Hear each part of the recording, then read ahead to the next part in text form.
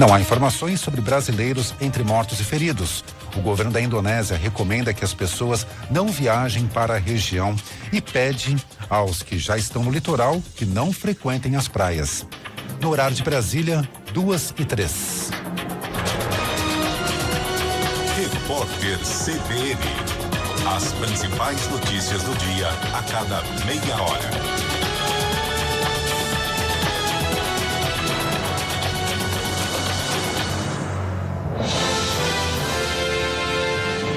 Revista CBN. Hoje, com Fernando Andrade. Iniciamos a terceira hora do Revista CBN deste domingo e agora, a partir de agora, a gente vai falar de coisa boa. A gente vai falar de comida e, claro, especialmente a gente vai falar sobre comida de Natal. Recebemos aqui no estúdio hoje o chefe Aldo Teixeira, está à frente de 4 restaurantes em São Paulo, entre eles o La Forqueta, que fica na Vila Olímpia, aqui na capital paulista. Aldo Teixeira, bem-vindo à CBN, boa tarde para você, tudo bem? Boa tarde, Fernando, obrigado. Bom, eu comecei aqui o programa já incentivando aqui os nossos ouvintes a compartilharem com a gente o que eles estão preparando. Eu queria contar aqui algumas coisas, inclusive, que chegaram agora aqui. E dá alguma dica, só é esse o caminho, vai ser bom, etc. Ótimo, Vamos lá. O Alberto Frantz, ele está em Setúbal, Portugal, e olha só, ele vai fazer uma ceia tradicional. Bacalhau com couve e verduras e lombo de porco preto assado, de sobremesa, bolo do rei e as famosas tortas de azeitão. Que tal? Maravilhoso, né? O Fernando como é o nome dele mesmo? O nome dele é Alberto. O Alberto é privilegiado, né? Ele tem um porco preto, gente, é uma iguaria que tem da Península Ibérica, então ele é um privilegiado, parabéns, ele tá com uma ceia fantástica, não tem exagero, né? Você viu que ele não tá fazendo um monte de comida. É verdade. Ele tá fazendo uma coisa equilibrada, o bolo rei, que é uma coisa clássica deles também, né? Então ele tá... O que é torta de azeitão? Torta de azeitão, não sei exatamente o que é. Não. Agora, esse lombo de porco preto, aqui no Brasil tem? Não tem. Não tem? Se caso alguém importa, o preço é astronômico. É? Muito alto, Fernando. Não, olha aqui, ó, tem mais. Porque o porco preto é o porco que faz o presunto defumado, né? O presunto cru italiano, e o ramon, o espanhol. Então, aquela península que pega a parte de Portugal e a parte da Espanha, né? Então, que tal o porco preto? Então, ele... Se deu bem. Fantástico, se deu muito bem. Convida eu, Alberto, né? Altemar Tavares, Aliança Pernambuco. Na região dele, Mata Norte de Pernambuco, uma das comidas mais tradicionais no almoço de Natal é a buchada de bode. Já na ceia de Natal, não pode faltar o queijo do reino. O queijo do reino é famoso. O queijo do reino é famoso. É daquela região mesmo. É de lá mesmo. Daquela região. Viu? Olha, o Adolfo também escreveu para cá. Ele quer perguntar para você, Aldo, o seguinte: qual o segredo para costelinha soltar o osso? Isso é uma pergunta legal. É que as pessoas pensam que vai fazer o assado. Na verdade, o assado não é só você pegar e colocar no forno, né? Então tem todo aquele marinado que você faz, a parte do marinado, que você coloca lá o vinho, coloca todos os temperos, deixa marinando de um dia para o outro, ou no mínimo 12 horas de marinado. Após esse período, quando for levar ao forno, até para evitar que a costelinha, outra dica, a costelinha vai embaixo, ela pode queimar na assadeira, porque a maioria dos fogos, ele vai de baixo para cima. Sim. Então, o segredo, você pode colocar uma cebola embaixo, aí põe as cebolas cortadas em fatia de mais ou menos 1 centímetro e coloca a costelinha. Aquela cebola acaba passando um pouco de sabor para a costelinha. E além disso, não vai deixar ela grudar no fundo da vasilha também. Então você coloca depois o marinado que você fez dentro dessa assadeira, cubra com papel alumínio e leva ao forno. O que você fez? Na verdade, você está assando? Primeiramente não, você está cozinhando. Porque você está com um processo que ela está no vapor, está deixando cozinhar.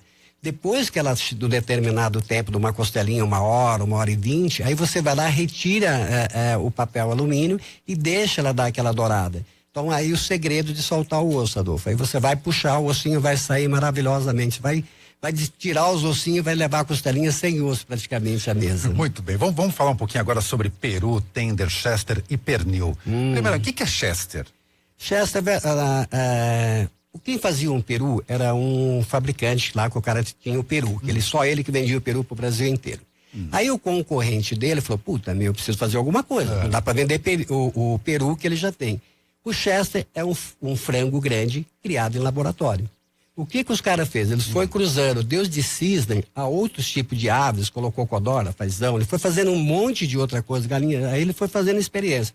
Botou galinha de Angola, ele colocou tudo, até chegar nisso. É um segredo que ele não fala qual o cruzamento. Então, uma coisa exclusiva dessa empresa que faz, não fala o segredo disso. Então, é um frango grande, feito no laboratório, que dá uma média de 3,5 kg a 4, né? Quer dizer, a média de um frango grande é 2 quilos, esse dobra de tamanho. Então seria um frango e tem um sabor mais aproximado do frango também. É isso mesmo. Agora, já que você falou sobre a costelinha, a questão de marinar, eu queria pegar um pouco dessa questão de tentar evitar, principalmente essas carnes brancas, para que não fiquem ressecadas. É muito comum a gente ver carnes brancas, principalmente, muito secas. Como melhorar isso? Como trabalhar isso para que não aconteça? É fácil, Fernando. A pessoa faz o marinado. Tudo tem que ter o marinado lá, que você vai colocar o quê? Coloca cebolinha, você pode colocar cebola, salsão, cenoura, alho poró, vinho, coloca manjericão, que eu gosto de manjericão, alecrim, todas aquelas ervas junto com o vinho. Deixa aquilo, faz aquele banhinho em cima do teu peru, do chester, do lombo, joga em cima. Quando leva ao forno, aí você vai tirando aquele pouquinho do molho que está dentro da assadeira e vai regando em cima dele. Aí volta a tampar com papel alumínio. É um processo que demora um pouquinho, mas o resultado é esse, ele fica bem suculento mesmo. Então o segredo acho que é puxar dessa forma mesmo. Então já respondeu a pergunta da Marta Bicelli, que pergunta como fazer lombo de porco para que ele não fique seco. É isso. Ele tem que colocar o regano com o bolinho do marinado em cima. E também a gente tem que tomar muito cuidado, porque assim, muitas vezes a gente tem um pouquinho de pressa tal, e dá um grau no fogão ali. Nosso fogão não é igual ao seu, é claro que não. E aí acaba queimando. Então, a temperatura ideal, eu sei que você coloca lá de 200 a 220 graus. Não passe de 220 graus. Porque o assado, ele não tem como apressar ele. Se você apressar, o que vai acontecer? Você vai ter um pernil, por exemplo. O pernil que é complicado, Fernando. Por quê? Porque o pernil depende de tamanhos, né? Você pega um pernil que tem 3 quilos, pega um que tem 4, tem 5, tem 6. Tem pernil até de 7 quilos. Aí o processo dessa dica do pernil é a pessoa colocar o pernil e ele vai calcular 2 horas de assado do pernil. Mas se o pernil é grande, vamos colocar mais 30 minutos para cada quilo do pernil, se você considerar que ele tem 3 quilos. Ok. E aí, porque senão ele vai ficar cozido e assado por fora e vai estar cru por dentro, né? Então ele vai ter que estar bem... E regando também, né? O fato de regar não pode parar, Fernando. Você deixa uma horinha, vai lá, tira, rega novamente e depois volta com o papel alumínio para cobrir. Aí, como eu tinha dito antes, né? O fato de colocar o papel alumínio e deixar ele vai cozinhando. Primeiro ele cozinha, depois que ele está praticamente cozido, você tira para dar aquela cor dourada mesmo do assado. Boa. Tem mais pergunta aqui de ouvintes. Deixa eu ver aqui o nome. Tereza Nascimento. O truque para o peru ficar tenro e com sabor. Tem um truque para o peru? É o mesmo sistema. É o mesmo, né? Não, mas tem. É o fato de você, para ele ficar... Senão o peru fica ressecado. É o fato de você ir molhando também. Pega o assado e vai molhando. A pele do peru, o peru tem que ficar bonitinho, né? Aquela pele bonita por dentro. Aquele também tem um segredo. Quando está finalizando, você vem com uma manteiga, coloca a manteiga sobre a pele dele e deixa ele dar aquela douradinha. Então ele vai dar aquela dourada com a manteiga junto. E a hora que tiver aquela manteiga é que vai dar aquele brilho maravilhoso, que fala, aquela cor douradinha. E tem pessoas que misturam a manteiga com mel também, né? Só que o mel deixa adocicado. E se for só a manteiga, não.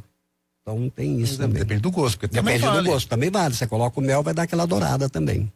Muito bem, vamos passar agora para o bacalhau. Primeiramente, como é que escolher? A gente fez uma matéria ontem, nosso repórter, o Vinícius, foi até o Mercadão. E aí vamos lá, tem bacalhau de 60, 70, 90. Tem diferenças, né? Sim, senão não teria diferença do preço, né? Sim. Então vamos lá, o que é o de 60 mais simples, mais barato? Por quê? O que acontece? É o tipo de peixe. É o tipo de peixe que o bacalhau, na verdade, é um processo. Não tem um peixe que é o bacalhau, né? É aquele processo, acho que todo mundo já sabe, que é o tipo de bacalhau, é um peixe salgado que a gente chama de bacalhau. Então, o de R$30, ele não é um guado-marru, né? Aquele que vem lá das águas geladas, então, que vem... Ele é um peixe, pode ser até um peixe brasileiro que virou um bacalhau. Então, é possível isso. Então, ele tem um preço diferente. Agora, como pegar um bacalhau legal mesmo? Você tem que escolher pela cor. O bacalhau tem que estar limpinho, tem que estar branquinho, não pode ter mancha na pele dele, nenhum tipo de mancha. Ele tem que estar, você olha nele, ele tem que ter aquela cor branca, cristalina. E quanto maior for a posta dele, melhor é o bacalhau. Quanto mais porque grosso, o peixe é maior, é melhor. Então não é à toa que é um pouquinho mais caro. Por né? isso que ele é mais caro. Vamos lá, tem aqui também, ó, mais participação. Olha aqui que legal. Antonella. A Antonella pergunta, qual o segredo do seu espaguete marinara? É sua fã, que legal. Ah, que legal, Antonella. Mas tem um segredo sim, o Fernando. Na verdade, o que acontece quando as pessoas fazem o espaguete a marinar em casa, que é o espaguete com frutos do mar, né?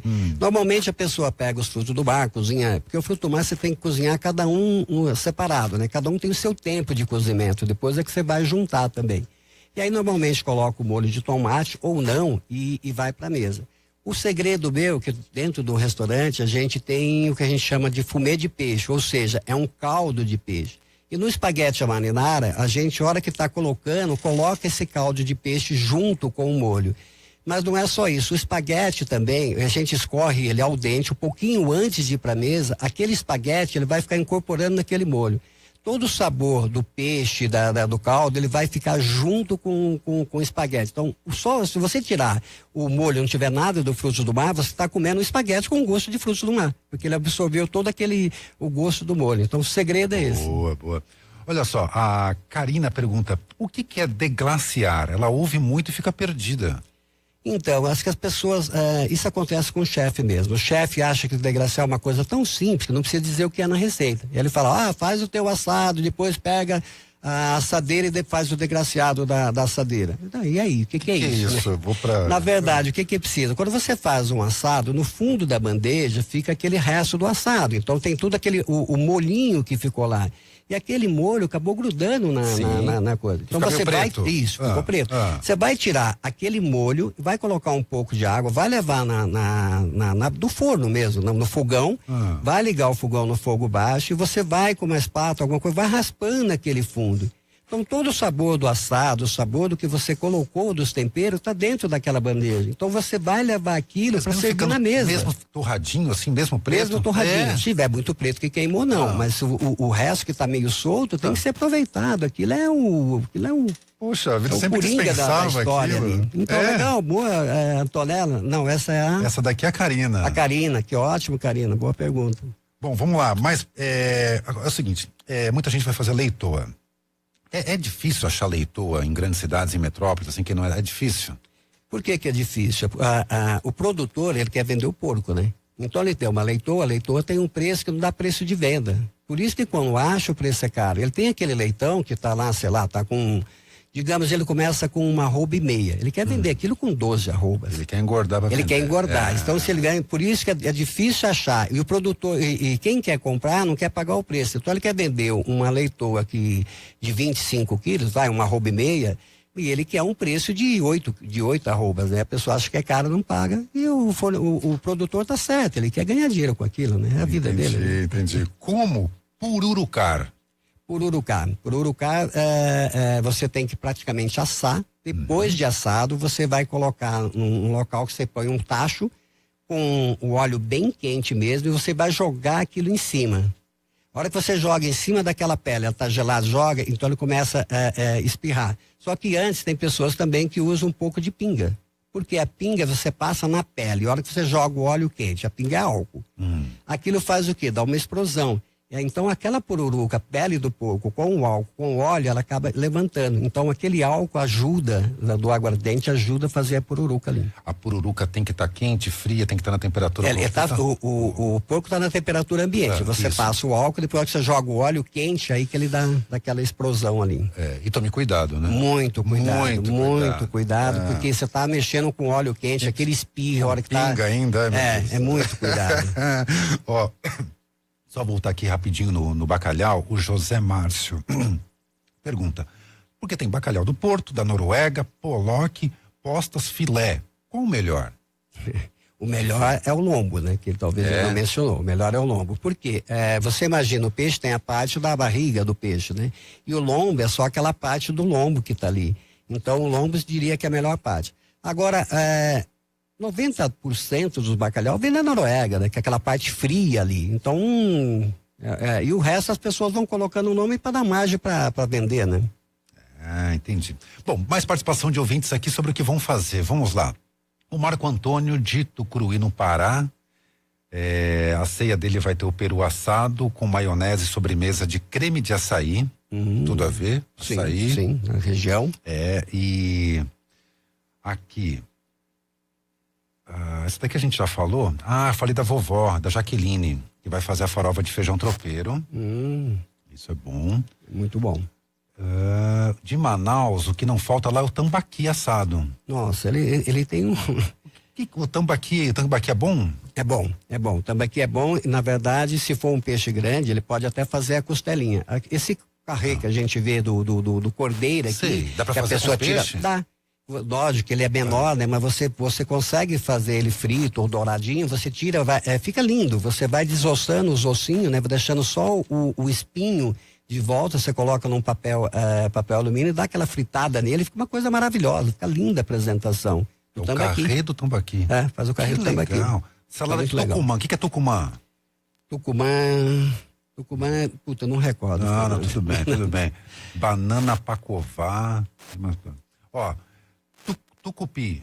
Tucupi, sim. Tucupi é o quê? Tucupi é do Pará, né? É do Pará, provavelmente. Isso, ele é diferente do Pará. É uma coisa típica de lá. É uma erva que eles usam muito para cozinhar. Então faz pato no tucupi. É isso que ele vai fazer, pato no tucupi. Então, é um clássico de lá, parabéns. Isso é maravilhoso. Nossa, isso é para comer ajoelhado, viu?